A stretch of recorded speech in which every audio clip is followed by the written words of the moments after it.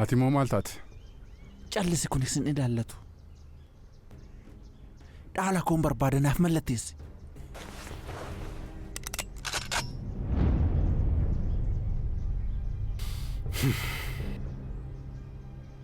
Rasaasa kanaan sammuu kee duwwaa kana otoo siif hin dhoosin narraa ba'i. Narraa ba'i siin jedhe.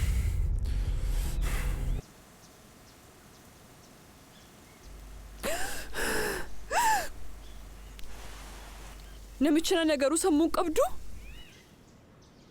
Dhugaan siin jedha akkanan tuqne.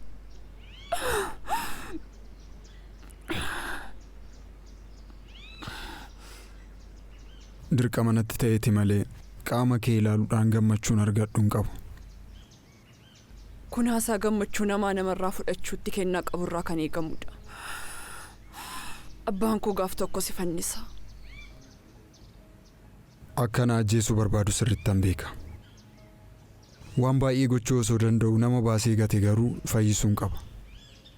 Abbaan koo nama kamuu hin gatu. Ilma koo waan hundumaa caala yeroodhaaf gaafatamaan ta'in. Kanfaluu soo dandeessillee waan kanfalteef irraa baastuu miti.